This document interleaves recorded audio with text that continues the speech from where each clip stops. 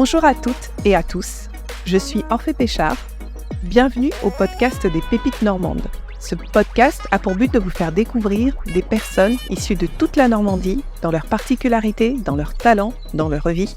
Alors, soyez encouragés et bonne écoute. Aujourd'hui, je reçois Fabienne, que vous connaissez peut-être certainement mieux sous le pseudonyme de Queen Mama. En tout cas, si vous ne la connaissez pas elle, vous connaissez forcément ses dessins parce que vous êtes certainement tombé sur une de ses illustrations qui donnent la banane, le sourire et qui sont juste vraiment sympas. Vous l'aurez deviné, Fabienne est illustratrice dans la vie et elle me fait l'immense honneur et le plaisir d'accepter de parler d'elle. Alors Fabienne, je vais te laisser peut-être te présenter un petit peu plus. Alors moi c'est Fabienne, plus connue sous le nom de Queen Mama. Alors je suis illustratrice et créatrice de contenu. On y reviendra peut-être plus tard, mais voilà. J'aime bien mettre les deux distinguos. Et du coup, oui, je suis normande depuis bientôt maintenant. Ça fait longtemps, hein, ça fait au moins 20 ans, presque, quasiment 20 ans que je suis une 100% normande. Waouh. Donc voilà, ça fait longtemps que ma vie de parisienne est loin derrière. Et j'illustre quotidiennement, enfin presque quotidiennement, ma vie de mère et la vie des parents en général sur Instagram. Et ça, vraiment, c'est ma vitrine, entre guillemets. Mais je fais pas mal d'illustrations pour les entreprises, pour les institutions, pour les particuliers, enfin, plein de projets très différents et très variés. Et c'est mon métier, ça, depuis... je suis à mon compte depuis à peu près 2017. Waouh, ah oui, ça commence à faire quand même un certain nombre d'années. Ouais. Belle expérience, du coup. Oui. Mais tu dessinais déjà avant. Je dessinais, tu veux dire, avant de me mettre à mon compte? Oui, avant de te mettre à ton compte. Je dessinais... En fait, moi, mon histoire avec le dessin, c'est assez particulier. Et d'ailleurs, tu nous as ramené ta tablette, du coup. Ouais, j'ai ramené ma tablette parce que c'est l'objet qui me caractérise. Pourquoi c'est mon objet, pas fétiche, mais mon objet chouchou, entre guillemets. Parce qu'en fait, elle me suit partout, même quand je pars en vacances en week-end, quand je suis sur le canapé le soir ou machin, je dessine pour moi, je dessine pour mes clients. Et en fait, c'est hyper pratique. Là, j'imagine. Elle est pratique. Ah. Tu fais ça très bien, on dirait une vraie affiche de réclame. Hein. Complètement. Et ça caractérise vraiment ce que je suis parce que j'ai besoin de dessiner, en fait, j'ai besoin de créer, j'ai besoin d'exprimer un petit peu ce que j'ai au fond de moi à travers le dessin. Et après, on pourrait me dire, il y a des carnets pour ça. Oui, j'en ai des carnets, j'en ai plein des carnets, mais dessiner sur une tablette, c'est pour moi quelque chose de... Voilà, c'est différent parce que il y a le côté hyper pratique, il y a le côté, c'est pas bon, on efface, il y a le côté aussi où ça donne beaucoup de possibilités et on n'a pas tout un carnet avec plein de feutres et plein de matériel à transporter avec soi. On a juste sa tablette, le petit stylet et puis après ça donne un panel d'outils qui permettent de faire des dessins merveilleux. Ah, effectivement, ils sont merveilleux tes dessins, je valide effectivement. Et oui, donc du coup, en fait, dessiner, c'est une vraie passion pour toi, mais c'est une passion qui date de quand à peu près? Oui, c'est une vraie passion. Et du plus loin que je me souvienne, j'avais 5-6 ans en fait quand j'étais à fond dans le dessin. En plus, ces dessins animés de l'époque. Est-ce qu'on a le droit de dire des ondes d'émission Club Dorothée? Non, on connaît tous. Les mangas et tout, ça m'a... J'étais émerveillée en fait devant les dessins, les personnages. J'ai dit mais comment ils font les visages et tout. Et je me revois en train d'essayer de faire la même chose sur les papiers chez moi et tout ça. Ça me passionnait en fait de pouvoir créer des personnages et de se dire qu'on leur donne vie et qu'ils ont l'air de vivre. Et du coup, quand j'étais petite, je m'amusais à créer des personnages. Et je me disais, mais ça se trouve que cette personne-là, elle existe dans la vraie vie, mais je sais pas. Enfin, je peux créer des petits délires comme ça. Et pour la petite anecdote, c'est marrant parce que une fois, j'ai fait un petit dessin comme ça à main levée. Et c'était juste un portrait comme ça. Et j'ai reçu un message sur Instagram d'une personne qui a dit, mais tu m'as dessiné en fait. Et c'était vraiment elle. Très portable. Et du coup, je me suis dit, mais c'est vrai que en fait, du coup, quand je crée, peut-être que cette personne existe vraiment. En fait, c'est rigolo. Ah oui, il y a un côté 4e dimension. Et là, ça m'était jamais arrivé. J'ai adoré. Oh. Et c'était vraiment elle, très portrait, même les cheveux jusqu'aux cheveux, jusqu'au. Elle a dit, mais tu m'as dessiné. Et on se connaissait même pas. J'ai dit, mais c'est dingue. En fait, c'est vraiment toi. Waouh. Et voilà. Ah, excellent. Ah bah c'est bon. Il y a un côté un peu non, mais oui. Bon, il y a tellement de visages. En fait, moi, j'adore les visages. Je D'accord. m'intéresse beaucoup aux visages. J'adore les expressions. J'adore jouer avec les expressions et tout. Et j'adore regarder les gens dans la rue. J'adore regarder les visages aussi, ce qu'ils expriment et tout. Donc moi, je suis très visage. Donc il y a des milliards de visages. Donc c'est forcément que dans un dessin que je fais, il va forcément avoir quelqu'un qui va ressembler à ce dessin. Donc il n'y a rien de mystique. Il n'y a rien de mystique ou de bizarre. C'est juste que Juste une probabilité, c'est quoi. une probabilité. Voilà. Voilà. Et donc la probabilité que la personne que je dessine ou la petite fille ou le petit garçon ou la personne que je suis en train de dessiner existe, moi ça m'amuse en fait. Je me dis, ah c'est rigolo. Ah, et alors, donc, double casquette, créatrice de contenu, illustratrice. Moi, j'ai envie de te demander et de savoir comment on fait d'une passion, celle que tu viens de nous découvrir, un métier, quoi. Comment on arrive à ça? Et en particulier, toi, comment t'en es arrivé là aujourd'hui, du coup? Alors c'est arrivé de manière, c'est pas comme ça en fait. C'est pas, ah je vais être illustratrice et bim. C'est pas aussi facile, c'est pas aussi magique. Ça serait trop bien si c'était aussi pratique, mais non. Alors quand j'étais petite, j'avais émis l'hypothèse à mes parents que j'aimerais peut-être être illustratrice, notamment illustratrice de livres pour enfants. Ouais. Et mes parents ne trouvaient pas que l'idée était très bonne. Ils m'ont dit non, on prend un métier un peu plus sûr, un peu plus sécure et un peu plus sérieux, entre guillemets, quelque chose qui en impose un peu plus. Donc moi, mon rêve, il s'est un petit peu écroulé parce que je faisais que ça, dessiner. Je dessinais matin, midi, soir, dans la chambre, dans ma chambre et tout. Partout, en fait, j'avais toujours mes petits carnets avec moi. Je dessinais tout le temps. Donc pour moi, c'était sûr que ça allait être mon métier. Et comme on dit non, non, en fait, non, tu vas prendre quelque chose de sérieux. Là, à partir de là, en fait, je me suis dit, bon, je m'en fous, en fait. Je vais prendre le premier truc venu. Mes copines allaient en droit. J'ai dit, je vais avec vous. Je vais faire du droit avec vous. Comme ça, on va s'amuser, on se part ensemble. Mais c'était même pas par l'amour du droit ou quoi. C'était vraiment parce que j'avais envie de rien, en fait. Le dessin, c'était fini, donc le reste peu m'importait. Donc j'ai été en droit, j'ai fait un DUT carrière juridique, après j'ai fait une licence économique et sociale, enfin j'ai fait... Et puis de fil en aiguille, je suis arrivée dans le domaine bancaire. Et en fait, à partir du moment où j'ai commencé à faire des études de droit et que j'ai commencé à aller dans des trucs hyper... qui n'étaient pas du tout moi, j'ai arrêté de dessiner. J'ai dit stop, de toute façon je dessinerai plus. Ça sert à rien, le dessin, à quoi ça sert, puisque... ça va me servir à rien dans la vie, puisque les métiers vers lesquels je vais, c'est des métiers hyper très sérieux et tout ça, donc... C'est radical, comme décision. Et je m'étais même fâchée, je m'étais dit... de toute façon, je m'étais même fâchée contre Dieu, quoi, parce que... Je me suis dit, mais pourquoi tu m'as donné un don comme ça si, au final, je vais dans des métiers comme ça, donc ça servait à rien, il fallait le donner à quelqu'un d'autre, en fait, ce don. C'était pas pour moi. Et donc, j'ai dit, voilà, je dessinerai. Donc, après mes études de droit, etc., je suis rentrée dans le domaine bancaire. Donc, c'était vraiment pas du tout mon monde. Vraiment, j'ai rien contre les banquiers. Hein. On en a besoin. On en a besoin. D'ailleurs, je salue mon banquier au passage. Mais c'était vraiment pas mon monde.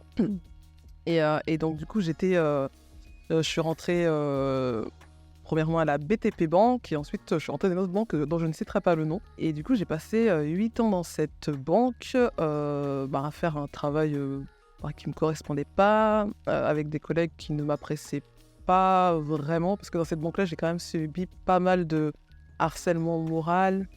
C'était très compliqué et tout.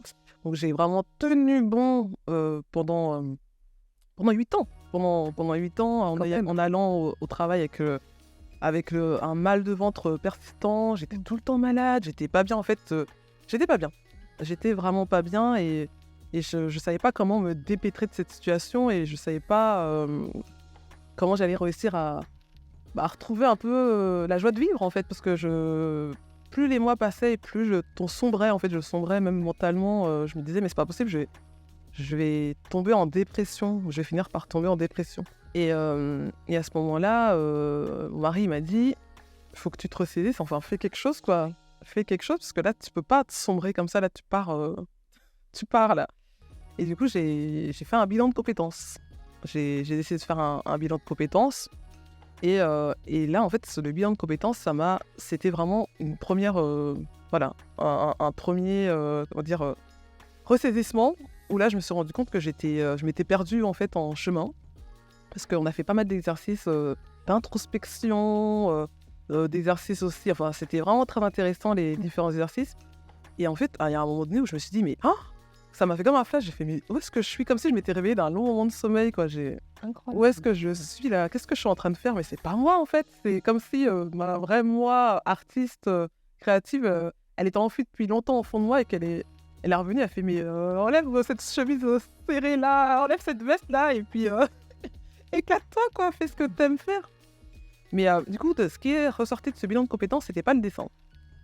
Étonnant. C'était sorti, mais c'était pas sorti en priorité. Elle m'avait dit, oui, je pense que tu as vraiment quelque chose avec la créativité et le dessin, mais le dessin, c'est un milieu vraiment dur, en fait. C'est dur de percer dans le dessin, donc je te dirigerai jamais faire ça, parce que toi, tu as 2 enfants en plus. Mais comme tu es créative et comme tu as un esprit vif et que tu aimes bien communiquer, que tu es quand même sympathique, je te verrais bien faire les métiers de la com digitale. D'accord. Voilà. Ok. Donc j'étais là, bon, comme digital, mais qu'est-ce que donc? C'est quoi digital déjà? Il y a le doigt, c'est quoi? Pourquoi?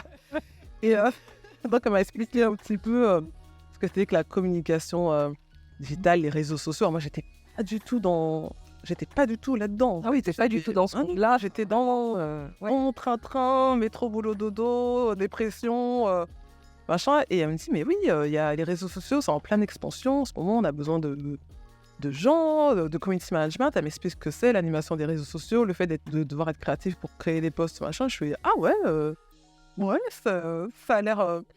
pourquoi pas?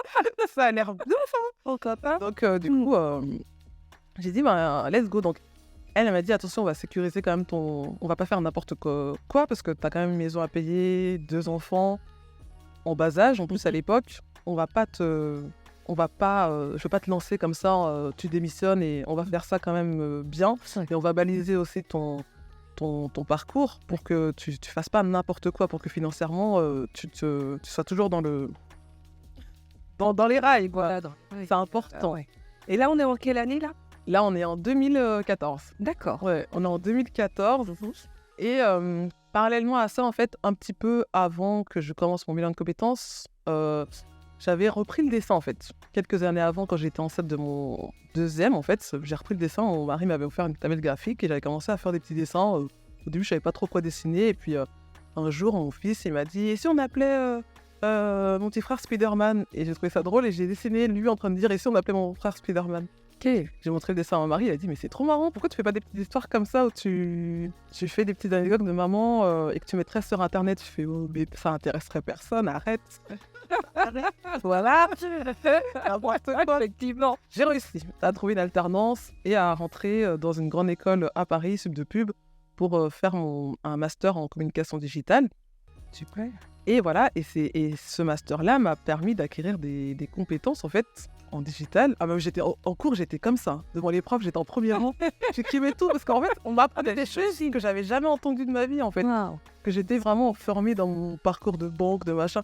Et là, je découvrais tout un monde. Alors, j'ai là, ouais, d'accord, ok, Instagram, ok, d'accord. Ah, la stratégie, machin.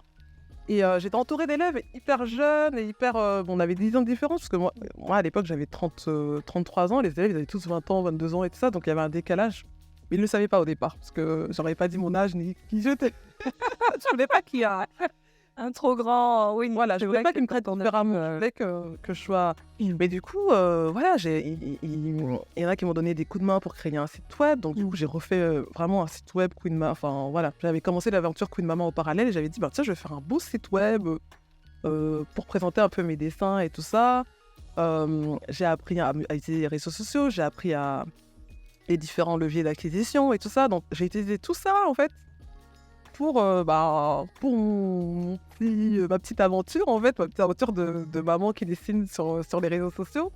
Et de fil en aiguille, en fait, il y avait de plus en plus de gens qui suivaient mes aventures. Au début, c'était sur Facebook, Instagram et sur mon blog, parce qu'à l'époque, c'était quand même beaucoup plus coté les blogs que maintenant. Maintenant, ça a moins la cote. C'est vrai que c'est moins utilisé, on en parle moins, ouais. Ouais, ça a moins la cote, mais à l'époque, c'était la grande époque des blogs, des blogueuses. Maintenant, c'est des influenceurs, ça a laissé la place aux influenceurs. Oui, c'est Et même aux voleurs, malheureusement, dans certains cas. Ouais. Mais avant, c'était les blogs. Mhm. Et j'avais mon blog et tout. Et il y avait de plus en plus de gens qui reprenaient des dessins, qui les repartageaient. J'avais des sites de médias qui, des fois, qui prenaient mon blog et qui le mettaient à la une. Enfin, et tout ça, ça me drainait à chaque fois de plus en plus de monde, en fait, qui me connaissait. Qui me connaissait. Donc moi, j'étais super contente. Donc parallèlement à ça, donc, j'ai fait mes études, j'ai eu mon master, j'étais super contente et tout ça. Après, j'ai travaillé en agence de com jusqu'en 2017. Et j'ai dit, bon, bah, cette fois-ci, c'est bon. Je me lance. Et il y avait aussi des choses qui ont fait que j'avais envie de me lancer parce que quand j'étais encore dans cette agence, je recevais pas mal de demandes en fait, de dessins, d'interventions, des choses comme ça. Mais comme je travaillais, je pouvais pas forcément les faire parce que je disais, mais je peux pas me diviser. En fait, je travaille et après, je m'occupe de mes enfants. Donc, je peux pas faire... Non, donc, j'avais déjà vu qu'il y avait déjà quelque chose qui est en train de se faire autour des dessins et que ça intéressait du monde. Et un événement qui m'avait vraiment marqué, c'était quand j'avais eu l'appel de la CAF, en fait, qui m'avait dit on va organiser une exposition à Paris pour l'ouverture de la première maison des parents. Et on adore tes dessins, on est tombé sur tes dessins et on aimerait exposer tes dessins autour de la maison des parents à Paris 10e. Et il faudrait que tu sois là, il y aura tous les officiels, et tout ça, et tu vas présenter tes dessins. Je fais, oh, c'est un truc de malade, mes dessins dans Paris, exposés. Incroyable. Ah oui, c'était incroyable. Et un jour avant de l'exposition, elle m'appelle encore, celle qui a organisé ça, elle me fait, Fabienne, c'est un truc de malade. En fait, il y a la ministre de la Santé qui va venir finalement demain, et ce sera toi qui vas l'accueillir en fait à l'exposition. Incroyable. Ah oui, non, c'est... Donc les dessins dont tu avais arrêté complètement et dont tu ne voyais pas où ça pouvait te mener. C'est ça. Wow. Et elle m'a dit, c'est toi qui vas l'accueillir. En fait, tu vas accueillir la ministre de la Santé parce qu'elle vient pour inaugurer ce lieu-là et tu vas l'accueillir, tu vas lui montrer ton expo. J'étais en PLS. Hein. J'imagine. Ah ouais, d'accord. J'ai raccroché, je fais OK. Je suis restée comme ça pendant 10 minutes. J'étais en panique le lendemain, il faisait chaud en plus et tout. Ils sont arrivés avec les gardes du corps et tout. Donc, on m'a dit, présente, accueille-la. C'est toi qui vas l'accueillir sur les lieux. Je fais, mais vous êtes sérieux, c'est moi qui vais l'accueillir, la ministre en fait. Oui, tu vas l'accueillir. Et je l'ai accueillie, je lui ai montré les dessins, elle rigolait devant mes dessins. C'était complètement, en fait, je disais, mais je suis où là? Je suis, c'est moi, extraordinaire. C'est mes dessins à Paris, la ministre, moi là, au milieu, qu'est-ce que... C'est incroyable. Et ça m'avait donné un gros boost, en fait, de me dire, c'est possible, mes dessins, ils peuvent intéresser, on peut intéresser des gens avec le dessin. Ça amène quelque chose. Ça amène, c'est pas quelque chose. Ouais. Quand on regarde un dessin, ça provoque des émotions. Ouais. Ça provoque soit de la joie, soit de la tristesse, soit de la peine. Mais ça provoque quelque chose, en fait. Et je me dis, quand même. Donc, quand je me suis lancée à mon compte en 2017, au début, j'avais encore des doutes en fait quant à la viabilité de mon activité. Donc j'ai continué à faire de la com, donc j'offrais mes services en communication digitale mais en freelance et je proposais mes offres de dessin. D'accord. Voilà. Et donc ça j'ai marché comme ça jusqu'à ce que Coco, Monsieur Coco, je l'appelle Monsieur Coco le Covid. Voilà. Et il y a eu le confinement, il y a eu des doutes, des entreprises qui commençaient à douter, qui ne savaient pas quelle allait être la suite, parce qu'en fait, quand il y a eu le premier confinement, on ne savait pas où est-ce qu'on allait. En fait. Tout le monde s'est dit, qu'est-ce qui se passe? C'est vrai. Est-ce qu'il y aura un lendemain même? Et le lendemain, il sera sûrement différent. Donc, quasiment tous mes contrats en com, ils ont sauté. Waouh. J'ai dit, d'accord. Waouh. Ok, ça a sauté. Bon. Mais au même moment, en fait, j'avais commencé à entamer l'écriture de mon livre avec une maison d'édition qui avait été intéressée par mes dessins. Je dis, je vais bosser sur mon bouquin, c'est pas grave. Puis on verra bien, hein. J'ai perdu mes clients, mais bon. Mais j'avais un petit peu, un peu d'inquiétude. Mais qui dit confinement, dit gens qui cogitent. Qui dit gens qui cogitent, dit, on a envie de réaliser un rêve qu'on n'a pas fait depuis longtemps. Donc, Allô Queen Mama, ça fait longtemps que je voudrais faire ce truc-là. Allô Queen Mama, j'aimerais bien mettre un livre pour enfants. Et du coup, en fait, ça a tout de suite... la com, en fait, a dégagé, mais vraiment quasiment du jour au lendemain. Il y a une bascule. Ouais, il y a une grosse bascule et quasiment du jour au lendemain, j'ai eu que des demandes de dessins. Mais en masse. Je fais, ok, bon, bah d'accord. Et moi, ça me dérange pas parce que j'adore dessiner, donc.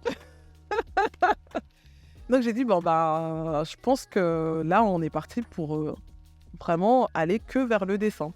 D'accord. Et c'est comme ça que je suis arrivée. Ta question était comment on arrive à dessiner. C'est pas du jour au lendemain. Ah oui, Il y a tout un parcours. effectivement. Et donc, c'est comme ça que je suis passée à 100% dessin. Et du coup, je dis, ben non, je peux proposer de com. En fait, ça me prend trop de temps. Enfin, le dessin, déjà, me prend beaucoup de temps. Donc, je peux pas me diviser. Donc là, je vais être sur le dessin à 100%.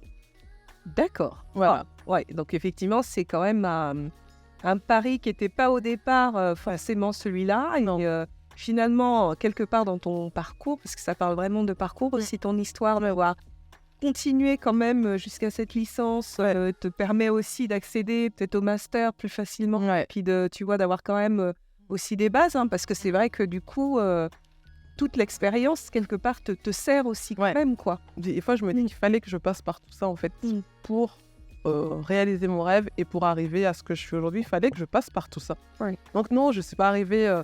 mon rêve le plus fou, petite, c'était de dire « Ah oui, je vais dessiner », d'aller dans une école de dessin et de réaliser ce rêve-là et de dire « Bon, bah c'est bon », mais c'était pas c'était pas comme ça que l'histoire était écrite, en fait, pour moi. Tout à fait. Le chemin est aussi important que l'objectif, que le but, quoi, finalement. Ouais. Et on a parlé du dessin comme un mode d'expression, vraiment, un mode d'expression qui, toi, te permet d'illustrer des moments de joie, mais c'est un mode d'expression qui permet aussi peut-être d'aborder des sujets qui peuvent parfois être un peu plus compliqués, en fait. Oui. Franchement, le dessin, ce qui est bien dans le dessin, c'est que ça aborde vraiment les émotions dans tout leur panel. En fait, ça va des émotions très positives aux émotions aussi plus prenantes, en fait, aussi.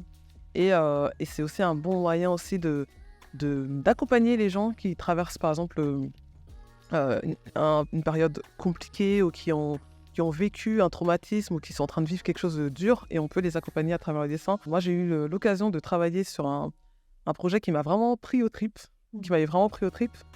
et c'était la volonté d'une maman qui était condamnée, qui allait mourir d'un cancer, qui savait condamnée, et qui voulait laisser derrière elle quelque chose, en fait, qui parlerait un petit peu de tout ce qu'elle a traversé, et qui aiderait les enfants à surmonter le cancer de leur maman. Donc elle avait comme dans la tête de mettre de créer en fait un carnet de coloriage pour les enfants et les mamans, et les mamans qui souffrent d'un cancer pourraient faire le coloriage avec leurs enfants.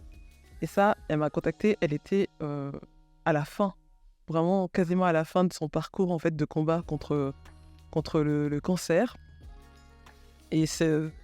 Et donc, j'ai accepté cette mission, sachant qu'elle était condamnée, qu'on avait très peu de temps en fait pour réaliser ce carnet de coloriage. Donc, on a été pris par le temps, sauf qu'on était pris par le temps, d'habitude on est pris par le temps parce qu'on sait qu'on a un rendez-vous. Là, c'était le temps en fait où sa vie allait s'arrêter. Donc, c'était quand même très particulier comme... Vraiment, ça m'a pris au trip. Pendant tout le projet, j'étais complètement bouleversée, en plus une maman... Enfin, c'était vraiment bouleversant. Et voilà, le projet a pu aboutir. On a réussi à faire le carnet de coloriage. Elle l'a vu quelques jours avant de nous quitter. Elle était émue, elle en pleurait. Et voilà, je le présente. Et c'est sorti aux éditions Visibles. Donc c'est un carnet qui, à chaque fois, il y a 2 pages, une page à l'envers et une page à l'endroit, pour que l'enfant se mette en face de la maman et qu'ils puissent colorier ensemble. En fait, chacun a sa page où il peut colorier à son rythme. Et ce qui est merveilleux en fait dans ce carnet, c'est qu'elle explique de manière très poétique son combat. Il y a un moment, il y a une image qui m'a particulièrement émue. Ouais. On voit qu'ils sont dans des montagnes russes. Et en fait, elle est sur un lit d'hôpital, dans des montagnes russes, comme un manège. Et ça explique en fait ses hauts, ses bas, ses coups de mou, ses moments de joie, avec ses enfants toujours auprès d'elle. Et on la voit, voilà. Et c'est que ça, en fait, dans tout le coloriage, c'est vraiment des anecdotes de ce qu'elle a pu ressentir et de comment elle était avec ses enfants. Donc voilà, ça, c'est le genre de choses qui ont un sens, en fait, qui font que le dessin prend une autre dimension, un vrai sens. Et moi, j'ai pu aussi travailler avec le centre Henri Becquerel à Rouen, qui traite des cancers de gens. Et j'ai travaillé avec toute l'équipe médicale du service des cancers du sein pour accompagner les femmes en fait, qui rentrent chez elles après une intervention, après l'ambulatoire. Et elles repartent avec un carnet qui leur montre un petit peu ce qu'elles doivent faire, comment elles doivent se soigner à la maison, voilà, qui est un peu un lien entre Becquerel et elle et l'infirmière à domicile. Mais c'est un carnet qui n'était pas forcément lu ou qui... Les gens, ils avaient... Oui. Voilà. Donc on a fait l'appel à moi pour que je donne un peu de vie en fait à ce carnet-là, en apportant des dessins, en dessinant des femmes aussi, qui avec leur corps tel qu'il était, avec leurs blessures, avec les cicatrices, mais des femmes peps, pleines de vie. Oui, Voilà. prenaient pied Voilà. malgré ce qui venait de se passer et Voilà. que ce soit un objet qui donne envie d'être ouvert, quoi. Voilà. Que ça leur rappelle pas forcément La maladie. Voilà. ouais. Et j'ai travaillé en étroite collaboration avec l'équipe médicale, les chirurgiens, les infirmières, et c'était incroyable parce que elles-mêmes, elles étaient pleines de vie. Toute l'équipe était pleine de vie, c'était que de la joie, de sourire et tout. Et je fais waouh. Et j'aurais dit, mais vous êtes tellement lumineuse. Et je fais, mais il le faut en fait. Il faut, par rapport à tout ce qu'on traverse, il faut qu'on soit une lumière pour les gens. Donc ça m'a vraiment, ça aussi, ça m'avait bouleversée. Et j'étais très très contente d'avoir pu réaliser ce projet parce que ça avait un sens en fait. Et le dessin, c'est de l'art, c'est de la créativité. Mais quand il y a un sens derrière et que ça peut apporter un plus dans le cœur de chacun, là c'est bon, on se sent utile aussi. Et à sa juste place. Tout à fait. Ouais, à sa juste place. Et ça délie les langues. Pour la rentrée, j'avais envie absolument de parler du harcèlement scolaire. Ça me trottait dans la tête depuis cet été. J'ai dit, mais non, je peux pas entendre, je veux plus entendre d'enfants qui se suicident à 11 ans, 12 ans. C'est pas possible, c'est pas normal que des enfants mettent fin à leur vie parce qu'ils ont peur d'aller à l'école, ils vont à l'école avec la peur au ventre, il y a des groupes d'enfants qui vont les harceler. Non, c'est pas possible. Il faut qu'on en parle en fait, j'avais envie de sensibiliser les parents en fait, autant les parents que les enfants et autant les parents de harcelés que de harceleurs, parce qu'on n'en parle pas non plus. Et les harceleurs, ils ont des parents aussi. C'est vrai. Donc, et ça me trottait dans la tête. Et depuis peu, il y a Instagram qui a mis les canaux, en fait, Instagram qui permet d'avoir un petit groupe de personnes qui nous suivent et avec qui on peut parler de manière plus intime. Donc, j'aurais dit, moi, j'ai envie de dessiner un dessin sur le harcèlement. Est-ce que vous avez des témoignages, des choses comme ça? Envoyez-les-moi. Enfin, j'ai pas envie de taper dans le sensationnel ou à côté de la plaque. Je veux faire quelque chose qui soit le plus réaliste possible. Donc, voilà, si des gens ont des témoignages ou des points de vue, donnez-les-moi. Et donc, j'ai reçu pas mal de témoignages, de points de vue, machin. J'ai dit, ok, d'accord. À partir de tout ça, j'ai réfléchi, j'ai dit, ok, ça y est, j'ai mon dessin. Donc, je leur ai montré aux personnes de mon canal en avant-première. Je dis, voilà le dessin que je vais mettre sur mon compte Instagram bientôt. Merci de m'avoir aidé à le réaliser, mais j'espère que ça va parler au plus de monde. Oui. Voilà. Et donc, j'ai posté ce dessin et c'était incroyable. En fait, le dessin, il est parti... commentaires de repartage de gens qui partageaient, il faut sensibiliser, il faut alerter, il faut... Et ça m'a... voilà, des fois le dessin il nous appartient plus, en fait, une fois qu'on l'a lancé, en fait, des fois il nous appartient plus et il appartient aux gens, ils se l'approprient et j'étais très contente parce que ça a permis à plein de parents d'ouvrir le dialogue avec leur enfant. Des parents qui n'y pensaient pas forcément, ils disent oui c'est vrai, il faut quand même qu'on leur en parle. Et il y a beaucoup de gens aussi qui ont témoigné, soit publiquement sous le dessin, ou soit en m'envoyant des messages privés, en me disant ce qu'ils avaient vécu, qui ont eu besoin aussi d'exprimer leur mal-être, ce qu'ils avaient vécu, l'enfer par lequel ils étaient passés. Il y en a des fois, c'était du CP jusqu'au lycée. Il y en avait que ça se suivait sur toute leur scolarité.